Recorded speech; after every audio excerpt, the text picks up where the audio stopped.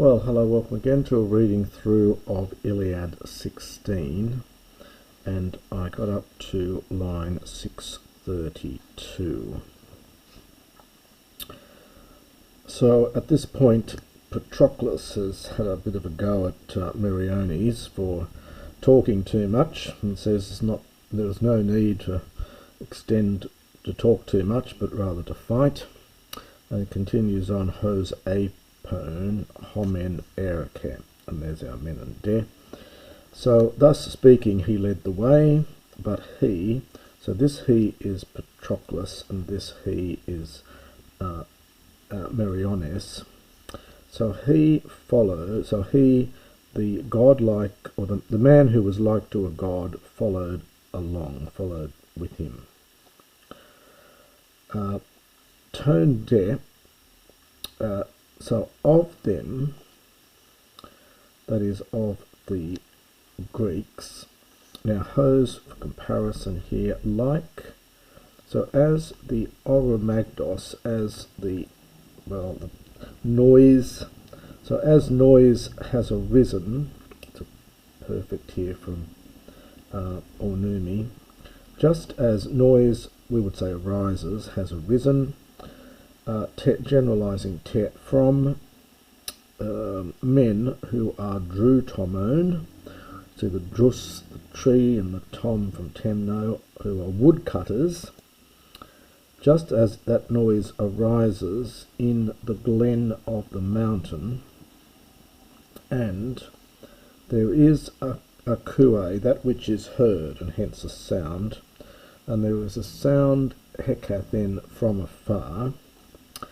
Thus the thud, the noise of them, rose up from the land with its broad ways, and then we get these combinations of tets here, lots of these tets and kais. So it arose up from the bronze, so that's presumably the bronze weaponry, and the rhinos. It's a funny expression here. This is the hide from rhinos, can mean the nose as well, but here it's the hide. And also the well-made boon, well, these are hides as well, ox hide. So it's being used here as a peripatus for shield.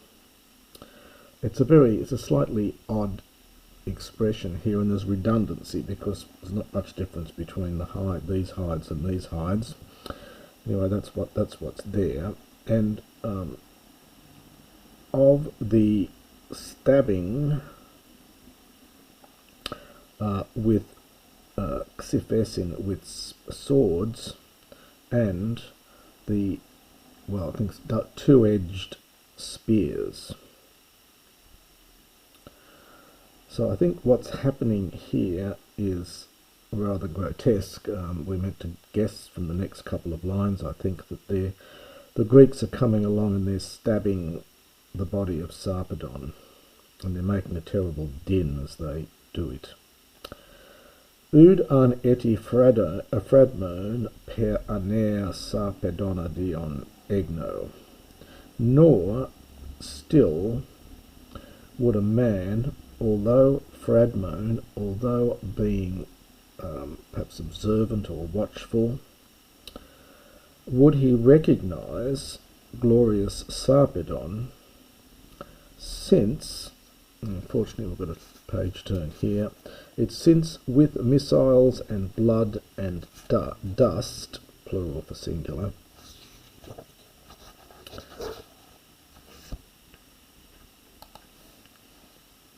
now halatot, he was enwrapped, diamperes, I think completely, from head unto the toes of his feet, unto the ends of his feet. But they continually were gathering together around the corpse. This is the Greeks. As when, a rather ghastly metaphor here again, the weai are the flies, Any goes with Stathmo. Stathmos here is a farmstead. It's one of the one of the meanings of this. So at the farmstead, as when flies in the farmstead, bromeo, well, it doesn't normally mean to buzz, but here I think it must, because flies buzz. When they buzz about the palas, these are the milk, these are the pails, and periglagias, full of milk. So about the full milk pails, in the season, in the time of spring, in the season of spring, when, now glagos is a funny word, it's only here in Homer, it's a poetic form of gala, meaning milk. So when the milk due drenches or wets the ankia, neuter plural from ankos, these are the vessels. I'll just do that a bit quickly there. So they were coming in company around the corpse, as when flies at the farmyard buzz about the milk pails full of milk in the season of spring, when milk drenches the vessels.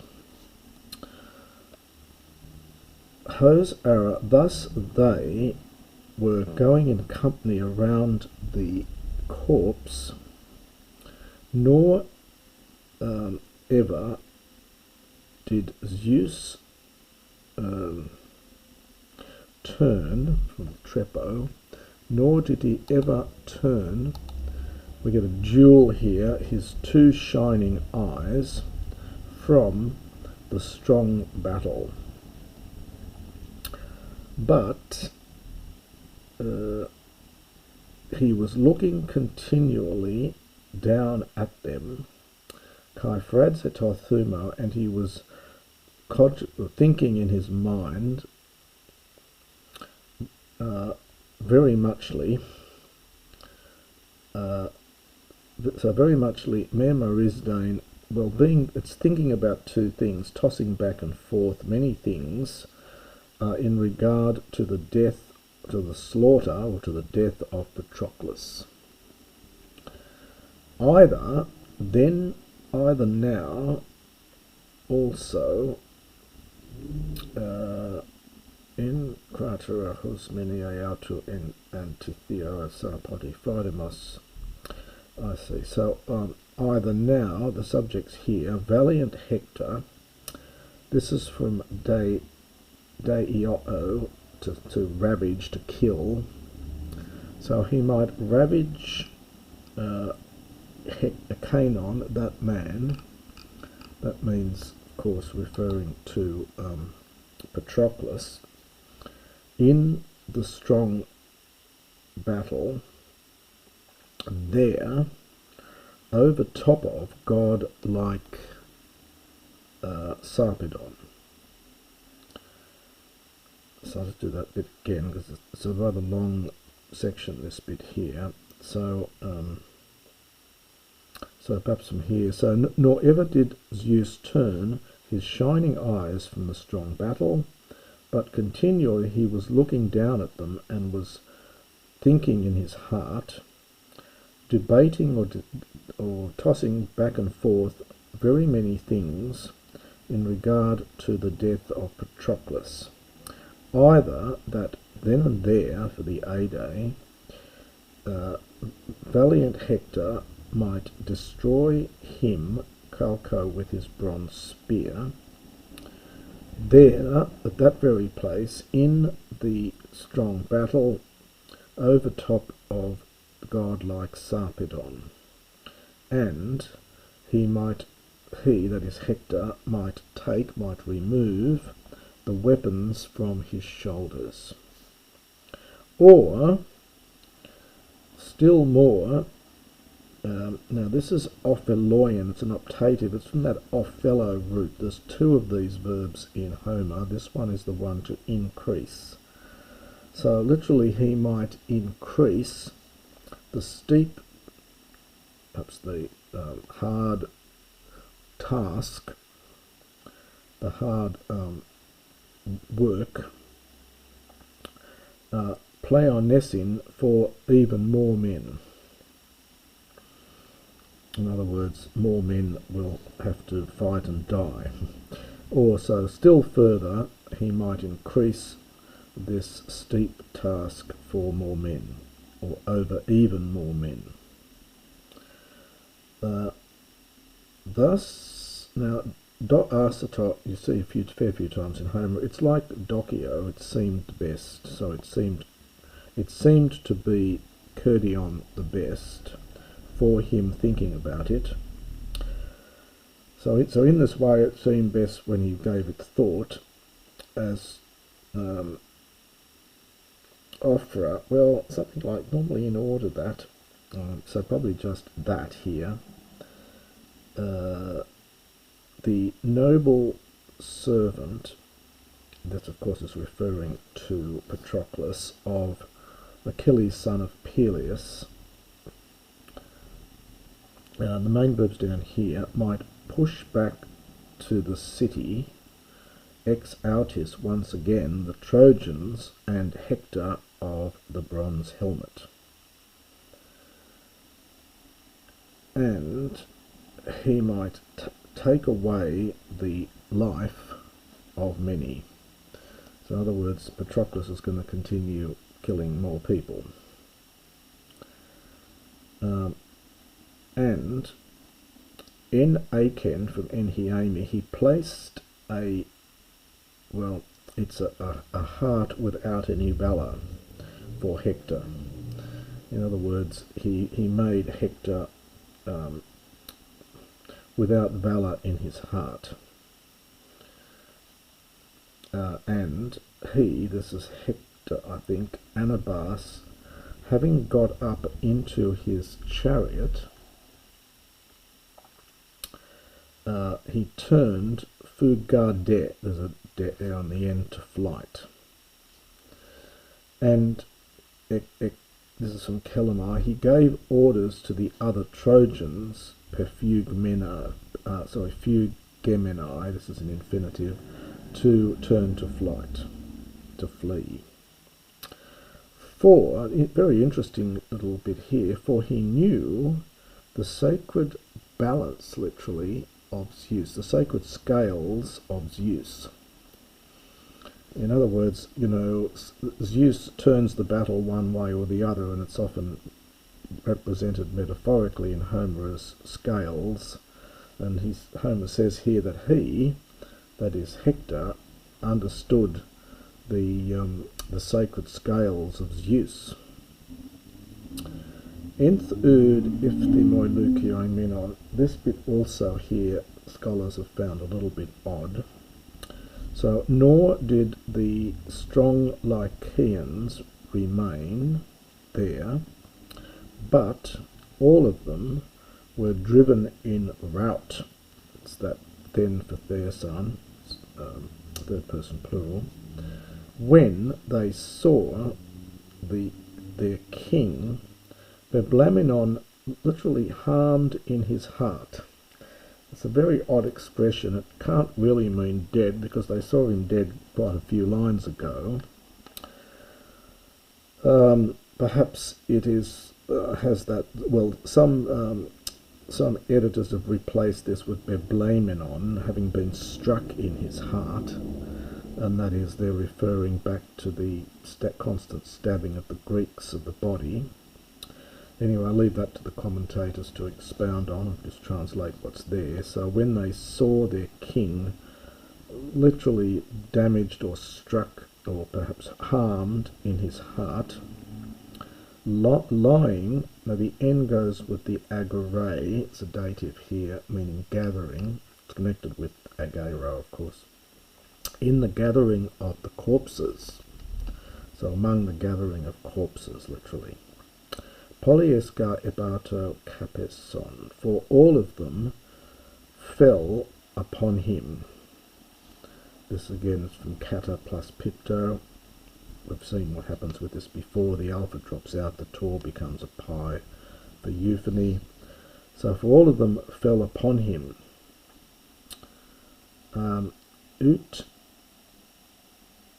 when the son of Kronos, etanuse, a lovely expression here, it's drew taut the strong strife, the powerful strife.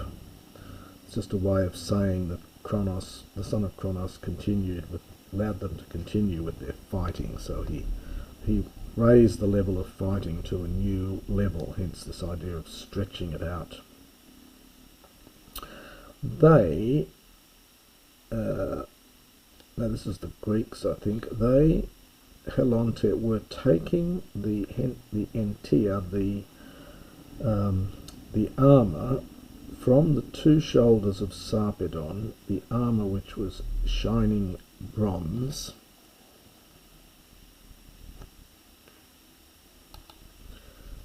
move up a bit here, the shining bronze, and it, so this is the ta, is agreeing back with the hentia, so it's which the valiant son of Menoetes, this of course is Patroclus, gave to his comrades Pharaoh to carry to the hollow ships.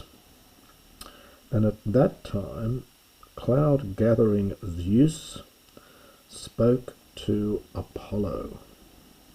Come now, dear son of dear Phoebus. So having come, katheron is an imperative from kath, the hiro, to cleanse. So it's an imperative here. So cleanse literally the dark clouded blood. So it might just be the dark blood. So taking a double accusative. So cleanse Sarpedon of the black blood.